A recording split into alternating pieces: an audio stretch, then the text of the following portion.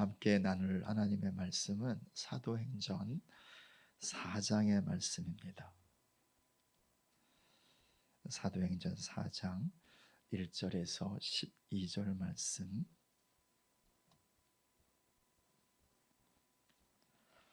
하나님의 말씀을 저와 여러분이 한 절씩 나누어 읽겠습니다. 사도들이 백성에게 말할 때에 제사장들과 성전 맡은 자와 사두개인들이 이르러 예수 안에 죽은 자의 부활이 있다고 백성을 가르치고 전함을 싫어하여 그들을 잡음에 날이 이미 저물었으므로 이튿날까지 가두었으나 말씀을 들은 사람 중에 믿는 자가 많으니 남자의 수가 약 5천이나 되었더라. 이튿날 관리들과 장로들과 서기관들이 예루살렘에 모였는데 대제사장 안나스와 가야바와 요한과 알렉산더와 및 대제사장의 문중이 다 참여하여 사도들을 가운데 세우고 묻되 너희가 무슨 권세와 누구의 이름으로 이 일을 행하였느냐. 이에 베드로가 성령이 충만하여 이르되 백성의 관리들과 장로들아 만일 병자에게 행한 착한 일에 대하여 이 사람이 어떻게 구원을 받았느냐고 오늘 우리에게 질문한다면 너희와 모든 이스라엘 사람들은 알라. 너희가 십자가에 못 박고 하나님의 죽은 자 가운데서 살리신 나사렛 예수 그리스도의 이름으로 이 사람이 건강하게 되어 너희 앞에 섰느니라.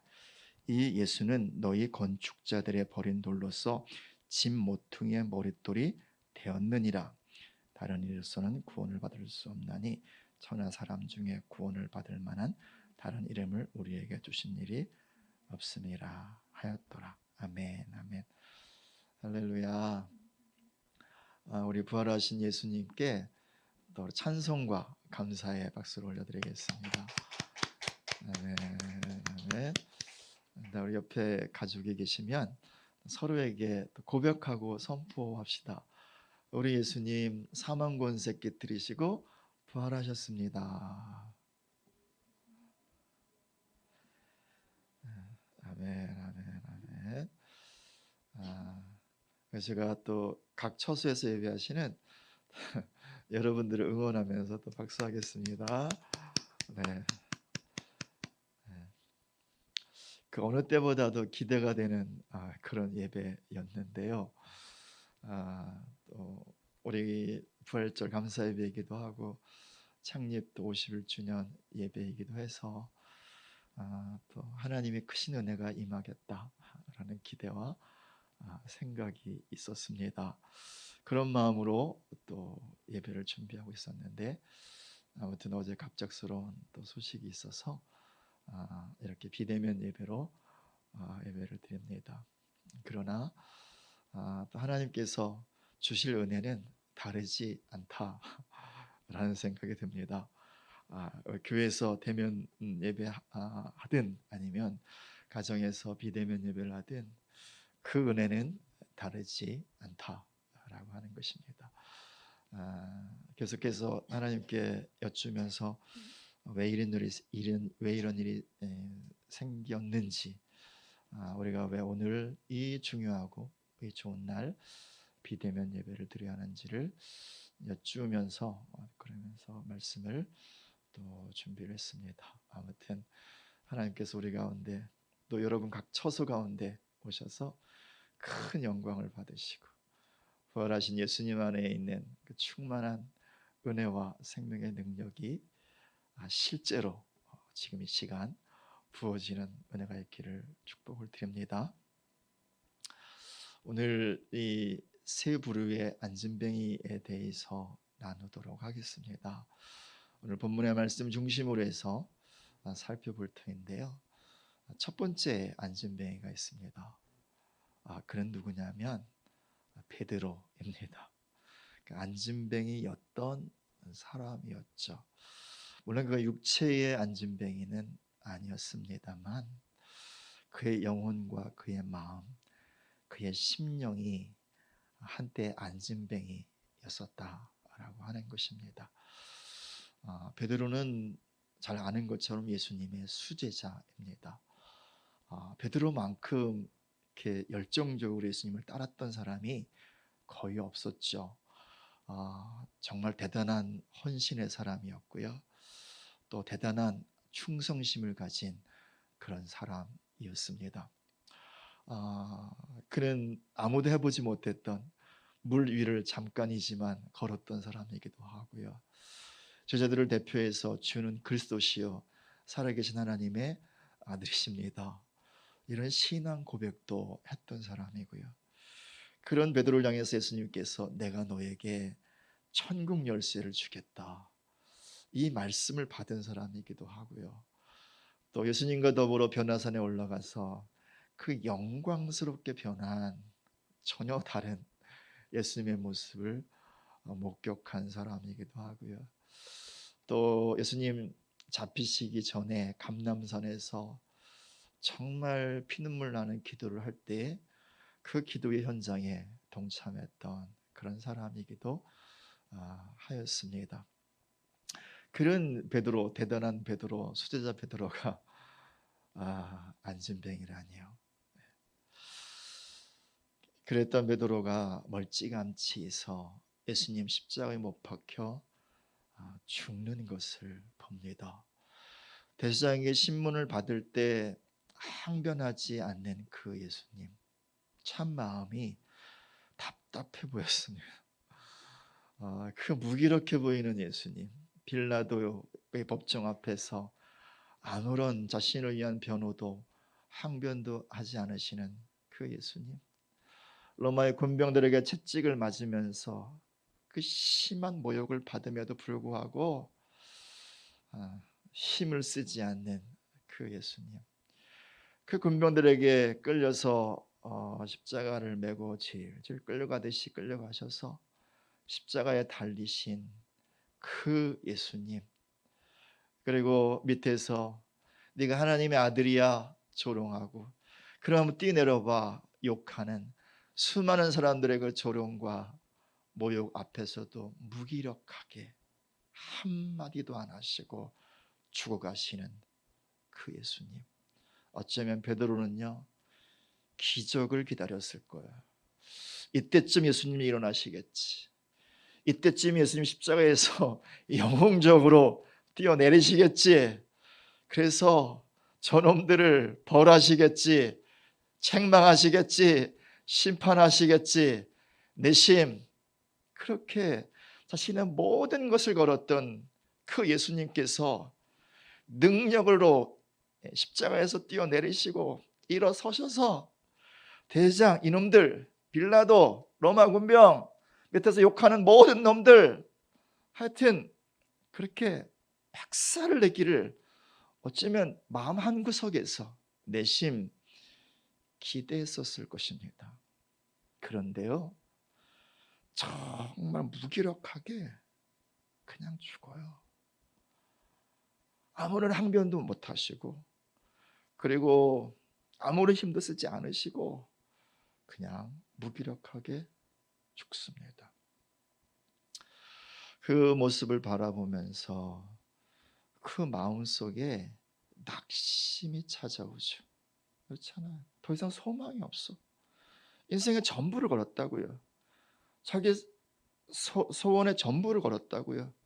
근데 이제 죽었으니까 끝났잖아요. 무슨 소망을 걸겠어요? 무슨 기대를 하겠냔 말이에요. 그렇죠. 그래서 그 깊은 낙심 중에 그 마음이 절망의 이 나락도 모르는 깊은 곳으로 떨어집니다. 그 위에 두려움이라고 하는 검은 구름이 덮어버리죠. 왜냐하면 이제는 자기도 죽을 수 있으니까, 자기도 끝날 수 있으니까 말이죠. 그래서 마음이 철푸덕 주저앉습니다. 마음이 안진뱅이가 되는 거죠. 심령이 안진뱅이가 되는 거죠. 뿐만 아니라 예수님 죽는 데까지 따라가겠습니다. 어디라도 저는 따라가겠습니다. 다른 모든 사람이 주님을 버리고 떠난다 할지라도요, 저는 절대로 떠나지 않을 것입니다. 아예 호언 장담을 했었거든요. 예수님께서 아니야 내가 닭 울기 전에 나를 3번 부인할 거야, 이 말씀하실 때도 사실 속에서는 자신이 있었거든요. 부인하지 않을 자신이 있었거든요. 그런데 그 예수님께서 대성의 관저에서 신문당하실 때 예수님을 3번이나 부인을 합니다. 한 번도 아니고요, 그냥 단순하게 모른다고 부정한 것도 아니고요, 3번이나, 그것도 욕하면서 저주하면서 모른다고, 저 인간 모른다고, 저 새끼가 누군지 모른다고 그렇게 저주하면서 부인을 했거든요. 그리고 나는 안 그럴 줄 알았어. 다른 사람들은 다 배신을 해도 스스로 자신을 믿었단 말이에요. 그런데 그런 자신이 하염없이 위협 앞에서, 그죠? 두려움 앞에서 깨어지고 무너집니다. 결국 여느 사람과 똑같이 예수님을 그렇게 부인하고 멀찌감치 예수님을 떠나서 십자가에 못 박혀 돌아가시는 것을 구경할 수밖에 없습니다. 그렇게 그의 영혼이 깊은 정죄감, 더 나가서 깊은 수치감, 내가 실패했구나, 내가 예수님을 부인했구나, 그렇게 깊은 정죄감과 깊은 수치감으로 더 영혼이 큰 아픔 가운데 빠지게 됩니다. 사랑하는 여러분, 어쩌면 우리 안에도 이런 부분이 전부는 아니라 할 수 있어도요, 조금은 있을지 모르겠어요. 그렇잖아요. 예수님에 대한 실망감이 조금 있을 수 있습니다. 예수님이 기적을 행해 주길 원하는데 기적을 안 행하셔. 어떤 변화를 주께서 일으키시길 원하시고 대단한 능력을 나타내시길 원하시는데 내 주변에 되어지는 일은 자꾸 반대쪽으로만 가.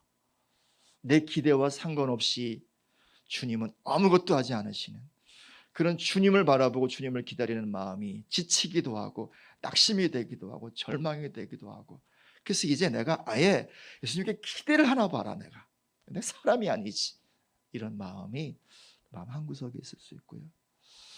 아니면 또 이러저러한 또 여러 가지 유혹과 시험과 또 도전 앞에서 베드로처럼은 아니라 할지라도 주님께 대해 눈을 감았던 나의 부끄러운 모습들을 바라보면서 이놈이 그렇지, 그렇게 어떤 수치감과 정죄감 속에서 영혼과 마음이 눌러 앉아 있을 수도 있다라고 하는 거죠. 사랑하는 여러분, 이런 베드로를 주님께서 먼저 이렇게 세워주세요. 어떻게요? 부활하심으로요. 그렇잖아요. 모든 사망 권세를 깨뜨리시고 그리고 죽음의 권세를 이기시고 부활하시고, 그 부활하신 주님께서 한없이 두려움 속에서 떨고 있는 베드로와 함께, 제자들이 함께 있는 방으로 슬며시 들어오셔서 숨을 내쉬면서 샬롬, 너희에게 평강이 있을지어다 말씀하세요. 내 주님이 완전히 실패한 줄 알았는데 아니네. 내 주님 끝났는 줄 알았는데 아니네. 십자가에서 나뉠지 몰라도 십자가를 넘어선 모든 죽음, 모든 사망의 권세를 주님이 깨뜨리셨네. 발로 밟고 일어서셨네. 그리고 부활한 모습으로 나타나셨네. 그 주님을 보는 순간 마음 한구석에 있었던 그 낙심과 절망의 마음이 일어납니다. 그러면 그렇지, 우리 주님 나를 실망시키는 분이 아니지. 그렇게 베드로가 한 부분 일어나죠. 그러나 여러분, 여전히 이 속에 있는 주님을 향한 죄송한 마음, 수치감, 정죄감, 이건 아직도 마음 한구석에 남아있잖아요. 주님을 뵐 때마다 송구스러워. 그렇잖아. 주님 뭐라고 말씀하지 않아도 뵐 때마다 송구스러워요. 그리고 새벽 다굴 때마다 아이고 이놈의 새끼 내가 3번이나 예수님을 부인했지. 그러면서 가슴을 쳐요. 그렇지 않아요? 그죠? 그걸 주님이 다 아시고요. 어느 날 베드로가 제자들과 함께 갈릴리로 고기 잡으러 갔다가 한 마리도 못 잡은 어느 날 새벽, 피곤하고 지치고 그리고 정말 이렇게 그 모든 힘이 다 빠져 있을 그때 주님께서 아침 조반을 준비해 두시잖아요. 떡과 생선을 구워서 먹으라고 말씀하시고, 그리고 조반을 먹은 후에 주님께서 말씀하세요. 베드로야, 내가 이 사람들보다 나를 더 사랑하니? 시몬의 아들아, 나를 더 사랑하니? 그렇게 주님께서 여쭈오시죠. 뭘 말씀하는 건가요? 내가 너 사랑한다. 내가 너를 아가페의 사랑, 무제한적인 사랑, 다함이 없는 사랑, 네가 무슨 실수를 하고 무슨 실패를 했어도 변하지 않는 사랑으로 내가 너를 사랑한다. 먼저 말씀하시는 거죠. 그리고 3번 다시 회복할 기회를 주시는 거예요. 3번 부인했으니까, 그죠? 3번 다시 사랑을 고백할 기회를 주시는 거죠. 3번을 물어보세요. 그 예수님 앞에 부끄럽지만 저도 주님 사랑해요. 주님 아시잖아요. 다시 고백할 수 있게 합니다. 그리고 주님께서 내 어린 양을 먹여다오, 내 양을 쳐다오, 내 양을 먹여다오, 다시 사명을 주십니다. 주님께서 그렇게 베드로의 그 무너져 있는 마음, 안진뱅이가 되어 있는 그 영혼을 손 붙잡고 이렇게 세워주시는 거죠. 그리고 그 사명의 자리에서 이제 나와 함께 가자 말씀하시는 것입니다. 할렐루야. 오늘 우리 가운데 이 은혜가 있기를 축복합니다. 주님께서 먼저 우리 가운데 찾아오셔서 혹여라도 우리 마음과 우리 영혼 가운데 여러 가지 이유로 인해서 안진뱅이 같은 영역들이 있다면 주께서 찾아오셔서 손 붙잡아 주시고, 사랑하는 용만아, 네가 아무리 실패를 하고 아무리 나를 모른다 해도 난 절대 너를 떠나지 않아. 절대 널 포기하지 않아. 그리고 난 정말 너를 너무너무 사랑해 말씀하시는 주의 음성을 들으시길 축복합니다. 그 음성으로 일어서시기를 축복합니다. 더 나아가 모든 사망 권세를 깨뜨리고 이기신 주님을 믿음으로 바라보시면서 우리 가운데 있는 모든 낙심과 절망과 두려움의 그 운무 속에서 이제 일어나시는 주님과 함께 부활의 능력으로 서시는 그 은혜가 있기를 축복합니다. 베드로의 마음이 어땠을까요? 이제는 좀 마치 안진뱅이 일어나서 춤을 추는 것처럼 그 영혼이 춤을 추었을 거예요. 그죠? 그 마음에서 찬송과 찬양이 터져 나왔을 거예요. 그리고 예수님께서 말씀하십니다. 예루살렘을 떠나지 말고 내가 너희에게 성령을 보내줄 테니까 기다려. 그리고 예수님 떠나시네. 예수님 말씀하신 것처럼 그렇게 이제 예루살렘에서 다른 제자들과 함께 예수님의 어머니 마리아와 예수님의 또 다른 형제들과 함께 10일 동안 기도하면서 약속하신 것을 기다립니다. 오순절이 되었을 때 주님께서 약속하신 성령께서 임하십니다.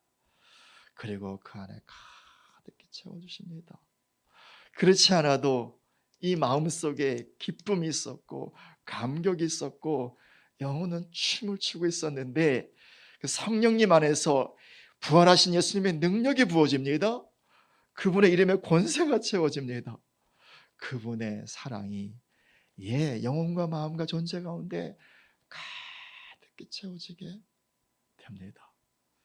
그리고 이제 진실로 주님으로, 주님의 증인으로 일어서게 되죠.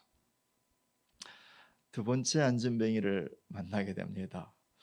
오늘 본문의 말씀 그 앞에 있는 나면서부터 안진뱅이 된 사람입니다. 성경은 말합니다. 그는 성전 미문에서 구걸하는 사람이라고요. 성전 입구에서 구걸하는 사람이었고요.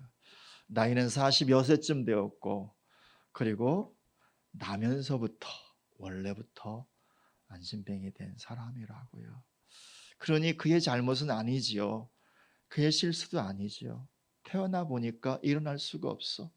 태어나 보니까 걸을 수가 없어. 마음이 얼마나 아팠을까. 어쨌든 살아야 하니까 좀 철이 들었을 때부터 구걸을 시작을 했을 것입니다. 그러니 좋기 30년 가까이는 구걸을 했을 거예요. 매일매일 한 푼 줍시오 라고 하는 말로 자신의 존재를 그 말에 겁니다.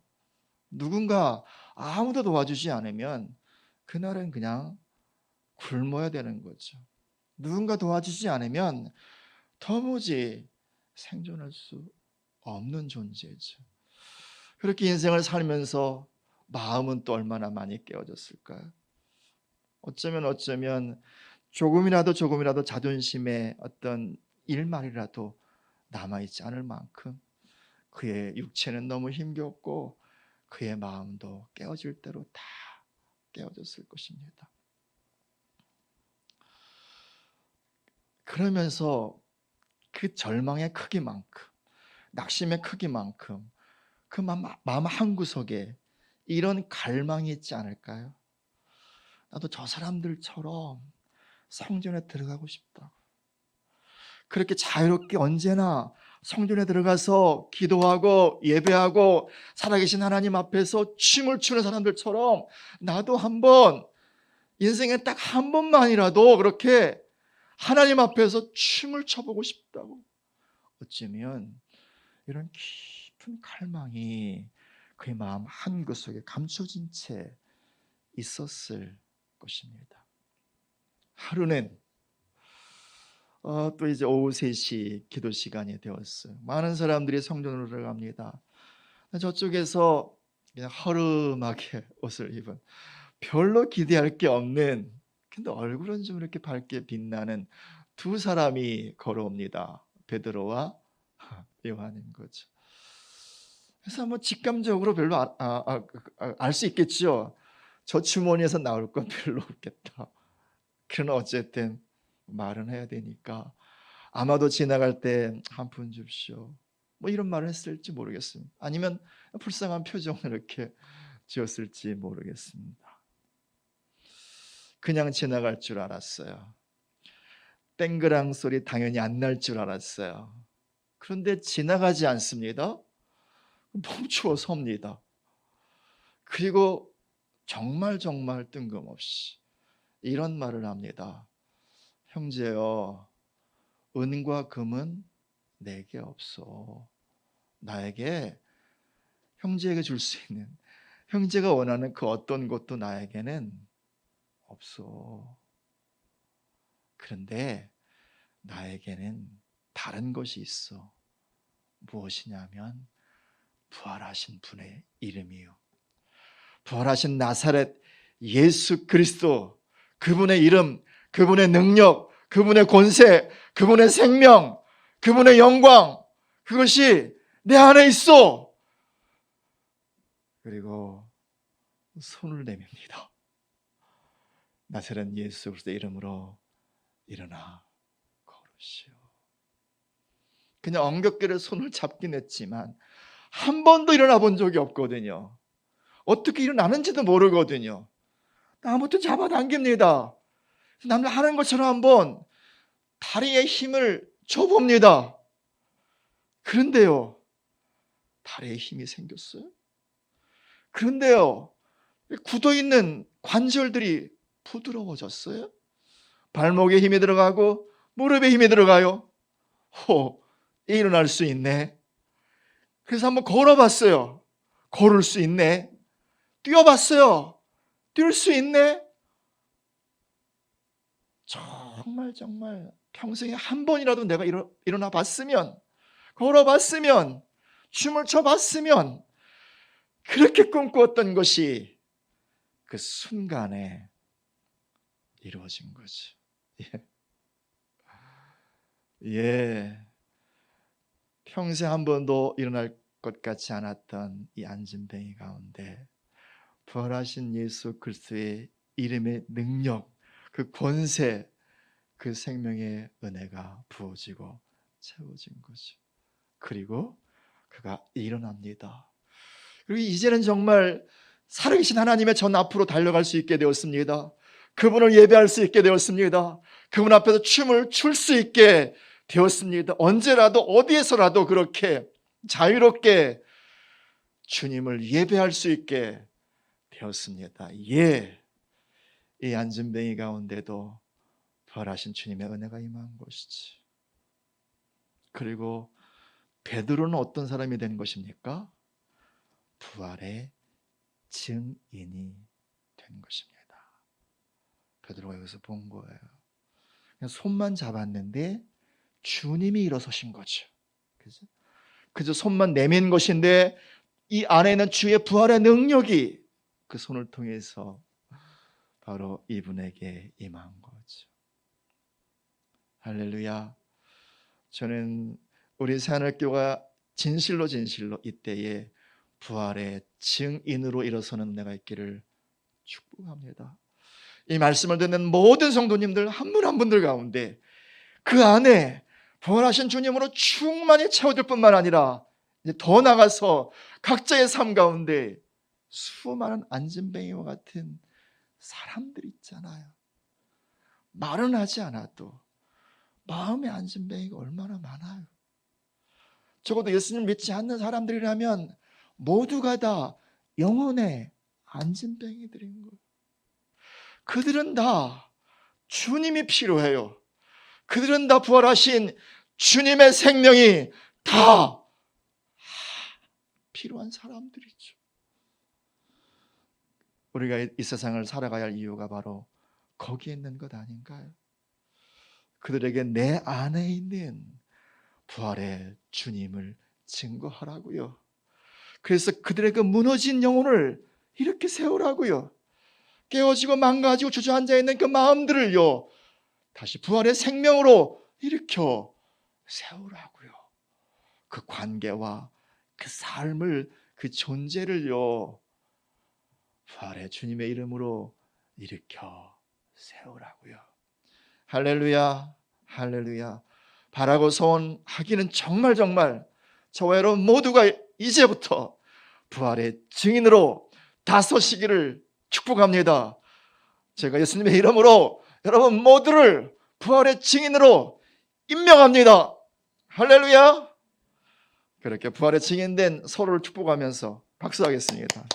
아멘, 아멘. 세 번째 안진뱅이들이 있어요. 세 번째. 그들은 예루살렘 사람들이었어요. 이 예수님의 부활의 소식과 그리고 또 참 자신들이 생각할 때는 정말 아무것도 아닌 인간들이라고 생각했던 촌놈들, 갈릴리 사람들, 그들 통해서 나타나고 있는 일들은 정말로 경악스러우리만큼 힘든 일이었어요. 왜냐하면 이들은 그냥 안진뱅이로 있기를 원하는 사람들이기 때문에 그래요. 사랑하는 여러분, 오늘 본문의 말씀은 이렇게 시작합니다. 사도들이 백성에게 말할 때 제장들과 성전 맡은 자와 사두개인들이 이르러 예수 안에 죽은 자의 부활이 있다고 백성을 가르치고 전함을 싫어하여 그래서 그들을 잡았어요. 그리고 가두었어요. 하룻밤이 지났어요. 이 소식을 듣고 예루살렘에 있는 많은 기득권자들이 다 몰려듭니다. 5절 봐요. 이튿날 관리들과 장로들과 서기관들이 예루살렘에 모였는데 6절 대제장 안나스와 가야바와 요한과 알렉산더와 및 대제장의 문중이 다 참여하여 그냥 권세 잡은 자들, 대제장들, 제사장들, 그리고 또 뭐 이 서기관들, 그리고 또 뭐 하여튼 이런 그 예루살렘에서 기득권을 갖고 있는 모든 사람들이 다 모여든 거예요. 여러분, 이 사람들은 매일 성전을 드나들던 사람들이었어요. 매일이요. 매일 기도하러 혹은 예배하러, 예배를 섬기러 거기에 살기도 했고 드나들던 사람이었단 말입니다. 그런데 지난 30년, 아니 그 이상의 시간일 수 있겠죠. 여기 안진병이 환자가 있었음에도 불구하고 아무도 그를 일으키지 않았던 사람들이에요. 아무도 그를 일으키려고 기대하지도 않았고 시도하지도 않았고 일어날 것이라고 믿지도 않았던 사람들이에요. 여기 보면 예수님을 이렇게 빌라도에게 넘긴 대제사장 가야바가 나오고요. 그의 장인 안나스가 나오고요. 또 요한과 알렉산더 세상의 가문이 나와요. 그리고 또 뭐 권세를 잡은 사람들, 뭐 서기관들, 그죠? 성전 맡은 제사장들, 이런 사람들이 다 나옵니다. 이 사람들은 이 자리에 오르기 위해서 많은 돈을 쓰기도 하고 많은 수단과 방법을 가리지 않고 그 자리에 올라간 사람들이에요. 특별히 대제사장 요 가문은 사두개인들이거든요. 사두개인들은 부활을 믿지 않아요. 천사도 믿지 않아요. 부활이 없다는 거예요. 그러니까 무슨 말인가요? 이 땅에서 권세 잡은 게, 이 땅에서 힘을 가진 게 최고라는 거예요. 이 땅에서 그렇게 그냥 떵떵거리며 사는 것이, 그것이 전부라는 거예요. 그런 가치, 그런 믿음을 가지고 살아가는 사람들이란 말이에요. 그게 진리인가요? 거짓인가요? 거짓이잖아요. 이 거짓된 믿음과 거짓된 사상을 가지고 자신들의 대장의 직분을 지키는 사람들이 바로 여기에 몰려든 사람들. 이 거짓된 어떤 가치를 가지고 자신들의 어떤 이 기득권을 여전히 유지하고 싶었던 많은 사람들이 바로 이 베드로를 위시한 이 사도들 앞에 모여 있었던 거죠. 이들은 새로운 변화가 불편했던 거야. 특별히 부활을 믿지 않았는데 예수님이 부활했대 소식이 들려와. 근데 처음에는요, 권력자들은 매스컴을 장악하고 있기 때문에 그렇잖아요. 괜찮아. 그래서 말합니다. 거짓말이라고 해라.